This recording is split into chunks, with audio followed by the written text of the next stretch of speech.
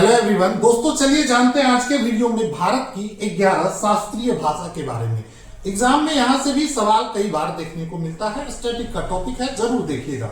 देखिए हमारा भारत जो है विविधताओं का देश है और यहाँ पर कई तरह की भाषाएं बोली जाती है और इसी भाषाओं में से 11 भाषा ऐसा है जिसे अभी तक शास्त्रीय भाषा का दर्जा मिला है।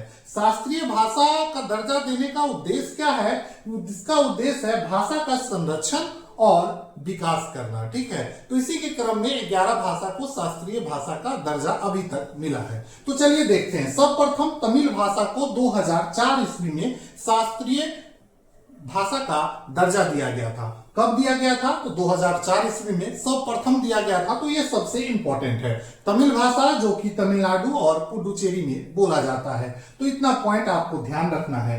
दूसरे नंबर पे आ जाता है संस्कृत। संस्कृत जो है दोस्तों 2005 में संस्कृत को भी शास्त्रीय भाषा का दर्जा दिया गया और उत्तराखंड का द्वितीय राजकीय भाषा के रूप में संस्कृत को जाना जाता है। ठीक है, तो उत्तराखंड का द्वितीय राजकीय भाषा है संस्कृत, इसको भी हम लोग ध्यान रखेंगे। उसके बाद तीसरा है कन्नड़।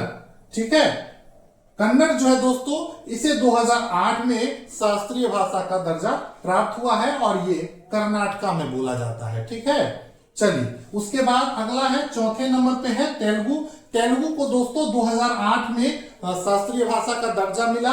तेलुगु जो है दोस्तों आंध्र प्रदेश और तेलंगाना में बोला जाता है, तो इसको भी ध्यान रखेंगे। आंध्र प्रदेश से ही तेलंगाना का विभाजन हुआ है और 2014 में तेलंगाना से अलग हुआ था, 2019 में अलग हुआ था। इसको एक बार देख लेंगे। ठीक है, चलिए अगला है दोस्तों मलयालम।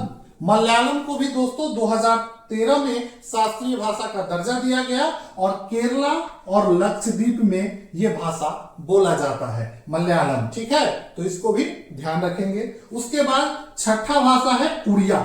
उड़िया को दोस्तों 2014 में शास्त्रीय भाषा का दर्जा मिला। उड़िया जो है दोस्तों उड़ीसा में बोला जाता है। ठीक है, कहां पर बोला जाता है? तो उड़ीसा में बोला जाता है। 2014 तक इसी 6 भाषा को शास्त्रीय भाषा का दर्जा मिला हुआ था। उसके बाद 2024 में आके 5 और भाषा को शास्त्रीय भाषा के रूप में जोड़ा गया।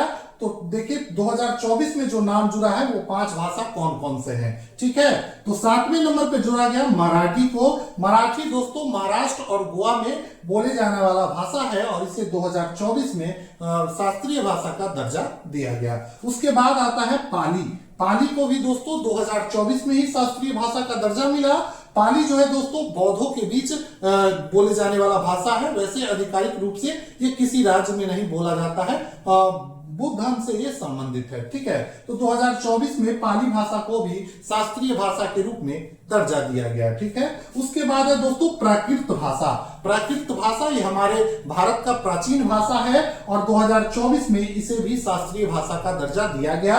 प्राचीन काल में ये राजस्थान, गुजरात और मध्य प्रदेश में बोला जाता था। ठीक है, उसके बाद अगला भाषा है दोस्तों असमी। नाम से ही आप लोग को क्लियर हो गया होगा, असम में ये भाषा बोला जाता है और 2024 में इसे भी दिया गया शास्त्रीय भाषा का दर्जा। ठीक है, उसके बाद अगला है दोस्तों बंगाली। इसे भी 2024 में शास्त्रीय भाषा का दर्जा दिया गया। तो कुल मिलाकर 5 भाषा मराठी, पाली, प्राकृत, असामी और बंगाली, इन 5 भाषाओं को 2024 में ही शास्त्रीय भाषा का दर्जा दिया गया है और सबसे लेटेस्ट यही 5 है। तो इस 5 को जरूर याद रखेंगे। पूछ लेगा कि इनमें से कौन सी ऐसी भाषा है जिसे 2024 में शास्त्रीय भाषा के रूप में नहीं जोड़ा गया। ठीक है, या फिर पूछ लेगा कि इनमें से कौन सा भाषा है जिसे 2024 में शास्त्रीय भाषा के रूप में जोड़ा गया था और 2-3 ऑप्शन दे देगा और इनमें से एक अधिक ऑप्शन भी रहेगा। तो आप वहां पर इनमें से एक अधिक करेंगे, एक ऑप्शन पे टिक नहीं करेंगे। तो इस तरीके से एग्जाम में सवाल पूछ सकता है, चाहे पीसीएस का एग्जाम हो या टीचर वाला या कोई भी एग्जाम हो, आपको यहां से क्वेश्चन पूछा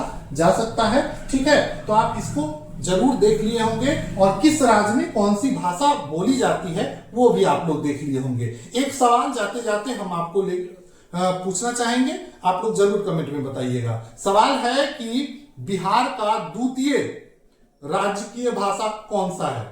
जल्दी से कमेंट में बताइए, बिहार का द्वितीय राजकीय भाषा क्या है? कमेंट बॉक्स में बताइएगा। मिलते हैं अगले वीडियो में अगले टॉपिक के साथ, तब तक के लिए चैनल पे बने रहे। मिलते हैं अगले वीडियो में।